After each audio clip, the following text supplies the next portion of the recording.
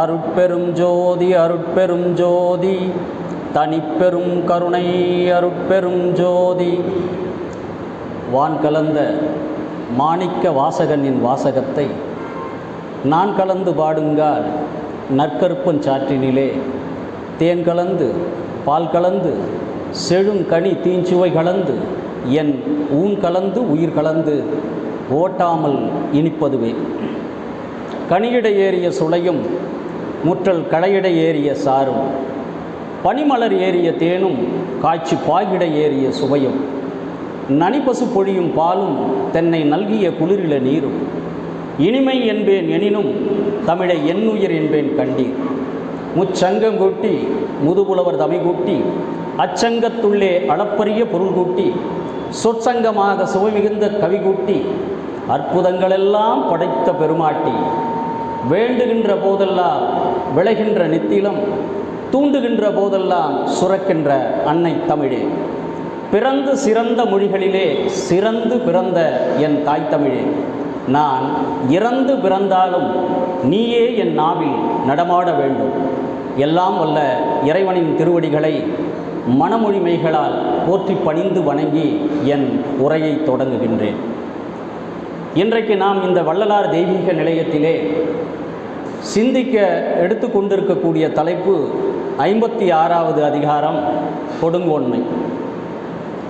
சென்ற மாதம் சான்றாண்மை மிக்க ஐயா புலவர் தமிழ்ச்செம்மல் அவர்கள் செங்கோன்மை அதிகாரத்தை கையில் எடுத்துக்கொண்டு பேசினார். ஆசிரியர் செங்கோன்மையை கையில் எடுத்துக்கொண்டு ஒரு எளிய மாணவனாகிய என்னிடம் கொடுங்கோன்மை என்ற அதிகாரத்தை கையிலே கொடுத்திருக்கிறார். ஒரு தேர்வு என்று கூட வைத்து கொள்ளலாம். இந்த மாணவன் சரியாக இந்த தேர்விலே தேர்ச்சி பெறுகிறானா என்று கூட அவர் ஆய்வு செய்து இந்த தலைப்பை எனக்கு கொடுத்திருக்கலாம். என்ன இருந்தாலும் அவரிடம் பயின்ற ஒரு மாணவன் என்கின்ற முறையிலே நிச்சயமாக இந்த தேர்விலே நான் குறைந்தபட்சம் 35 மதிப்பெண்களாவது பெற்று தேர்ச்சி அடைவேன் என்று எண்ணுகிறேன். இங்கே வருகை புரிந்திருக்கக்கூடிய ஐயா சண்முக செங்கல்வராயன் அவர்கள் மிகவும் சிரமேற்கொண்டு ஒரு அரும்பணியை ஆற்றியிருக்கிறார்.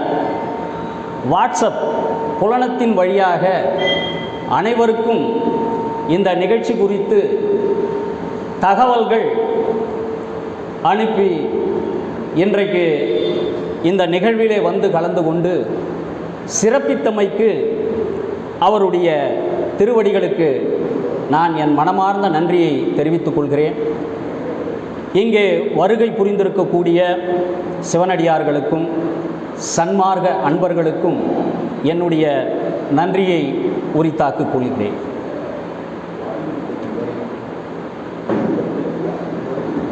வள்ளுவரை பொறுத்தவரை வள்ளுவர் பன்முகத்தன்மை கொண்டவர். பன்முகத்தன்மை என்று சொன்னால் கல்வியை பற்றி அதிகாரம் கொடுத்தவர் கல்லாமை பற்றியும் ஒரு அதிகாரம் கொடுத்திருக்கிறார். அதே போன்று செங்கோன்மை என்ற ஒரு அதிகாரத்தை கொடுத்தவர் கொடுங்கோன்மை என்ற ஒரு அதிகாரத்தையும் கொடுத்திருக்கிறார். உலகத்திலே எந்த ஒரு கவிஞர்களும் புலவர்களும் செய்யாத மிகப்பெரிய சாதனையை நம்முடைய வள்ளுவ பெருமான் செய்திருக்கிறார் என்றால் அல்லவை எது நல்லவை எது. மற்ற இலக்கியங்களில் பார்த்தோமானால் நல்லவை எது என்று மட்டும் சொல்லி இருப்பார்கள்.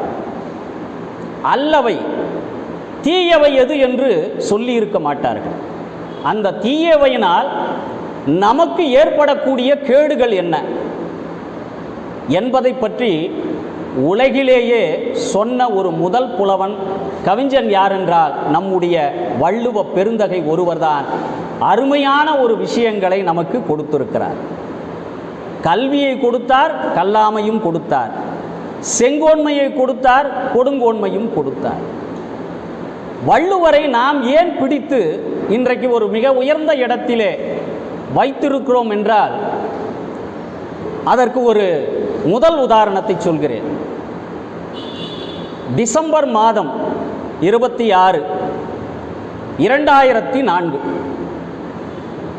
அனைவருக்கும் இந்த தேதியை உங்கள் நெஞ்சகத்திலே நினைவூட்டி பாருங்கள். அந்த நாள் என்னவென்று. சுனாமி ஏற்பட்ட நாள் 2004 டிசம்பர் 26. அன்றைக்கு சுமத்ரா தீவிற்கு வடமேற்கு பகுதியிலே 150 கிலோமீட்டருக்கு அருகில் ஒரு ஆழத்திலே ஏற்பட்ட மிகப்பெரிய ஆழிப்பேரலை. 9.3 ரிக்டர் அளவுகோல், மிகப்பெரிய அளவு சேதங்களை ஏற்படுத்திய ஆழிப்பேரலை. அந்த ஆழிப்பேரலையானது இந்தோனேசியாவிலே பல அடுக்குமாடி கட்டிடங்களை எல்லாம் சிதைத்து பல உயிர்களை எல்லாம் காவு வாங்கி இலங்கை வந்தது. இலங்கையிலே பல கிராமங்கள் காணாமல் போயின. மாலத்தீவு சென்றது. மாலத்தீவிலே பல உயிர்களை காவு வாங்கியது. அப்படியே சென்னைக்கும் வந்தது. காலை நடைபயிற்சி சென்றவர்களை எல்லாம் காவு வாங்கி கொண்டு போனது. இப்படி பல உயிர்களை காவு வாங்கி கொண்டு வந்த அந்த ஆழிப்பேரலை கன்னியாகுமரியை நோக்கி வந்தது. அங்கே கன்னியாகுமரியிலே 133 அடி உயரத்திலே நம் வள்ளுவ பெருந்தகை நின்று கொண்டிருக்கிறார். பல உயிர்களை காவு வாங்கி வந்த அந்த ஆழிப்பேரலை வள்ளுவ பெருந்தகையை பார்த்த உடனே கொஞ்சம் அடங்கியது. வள்ளுவனை பார்த்தால் எல்லோரும் அடங்கித்தான் தீர வேண்டும். இந்த ஆழிப்பேரலை மட்டும் எம்மாத்திரம். வந்த ஆழிப்பேரலை என்ன செய்தது தெரியுமா? திருவள்ளுவ பெருந்தகையினுடைய திருமுடி வரை சென்றது.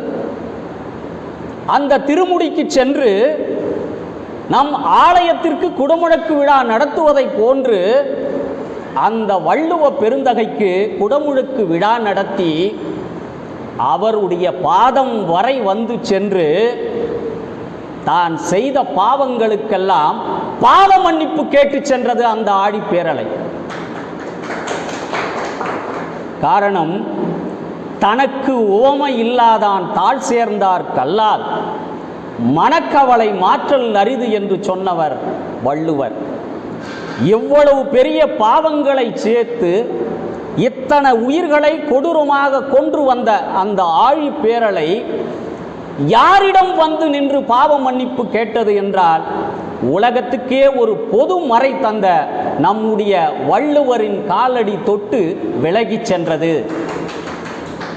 இந்த பெருமையை பெற்றது யார் என்றால் வள்ளுவர் மாத்திரமல்ல, வள்ளுவருக்கு பின்தொடர்ந்து வந்திருக்கக்கூடிய நம்முடைய தமிழ் சமூகத்திற்கே உரித்தானது. பல லட்சம் உயிர்கள் அன்றைக்கு காவு வாங்கியது அந்த ஆழிப்பேரலை. ஆனால் வள்ளுவனிடம் மட்டும்தான் அந்த பணிவு காட்டியது. காரணம், பணிவுடைமையை சொன்னவர் வள்ளுவர் என்ற காரணத்தினால் வள்ளுவரை பார்த்து அந்த ஆழிப்பேரலை ஒதுங்கி சென்றது. வள்ளுவர் பன்முகத்தன்மை கொண்டவர் என்று சொல்லி இருக்கிறேன். பன்முகத்தன்மை என்று சொன்னால் என்னென்ன தன்மை? காதலை பற்றி சொல்லியிருக்கிறார், வாழ்க்கை துணை நலத்தை பற்றி சொல்லியிருக்கிறார், ஒரு வாழ்வை எப்படி நடத்த வேண்டும் என்று சொல்லியிருக்கிறார், ஒரு மன்னன் எப்படி ஆட்சி நடத்த வேண்டும் என்று சொல்லியிருக்கிறார், மன்னன் எப்படி ஆட்சி நடத்தக்கூடாது என்றும் நமக்கு சொல்லி இருக்கிறார். இப்படியாக பலதரப்பட்ட மனிதர்களுக்கான எல்லா விதமான தகவல்களையும் செய்திகளையும் நமக்கு வள்ளுவ பெருமான் வழங்கி இருக்கிறார். முதலாக அரசாட்சி செய்வதற்குரிய ஒரு மன்னன் எப்படி நடந்து கொள்ள வேண்டும் என்பதற்காக செங்கோன்மையை பற்றி அவர் அழகாக கொடுத்தார்.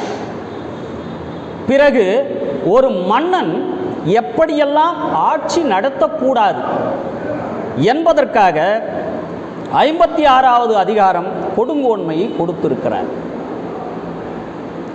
பாபிலோனிய பேரரசை ஆண்டவன் அமுராபி என்ற ஒரு மன்னன். மெசபடோமியா முழுவதும் தன்னுடைய ஆட்சியின் கீழ் கொண்டு வந்தான் அமுராபி.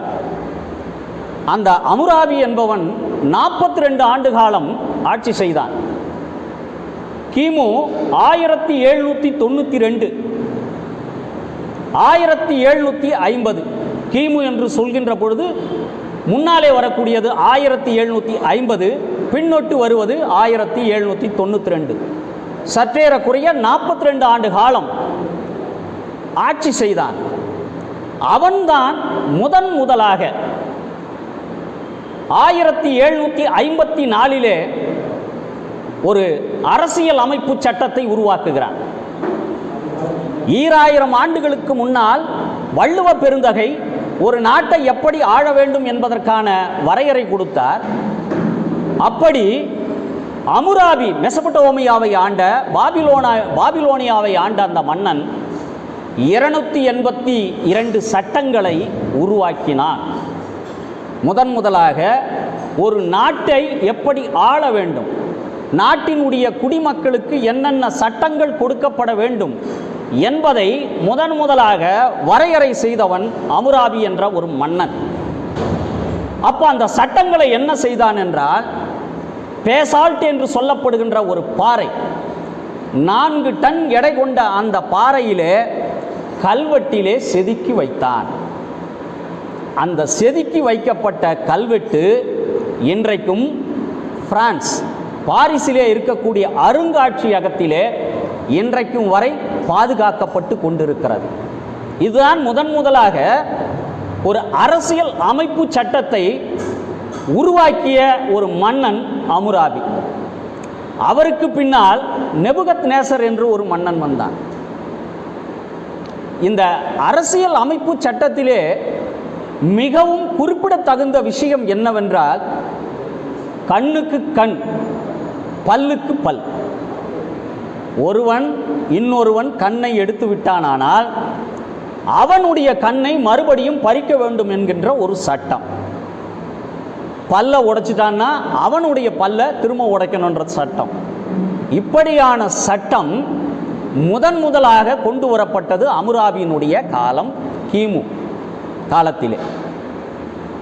இந்த சட்டங்கள் பிற்காலத்திலே அந்த கடுமையான சட்டங்களை எல்லாம் பின்னர் வந்த, ஆனால் நம்முடைய வள்ளுவ பெருந்தகை வந்து திருக்குறளை எழுதிய பிறகுதான் அந்த சட்டங்கள் வெறும் பாபிலோனியா மாத்திரம் பின்பற்றியது.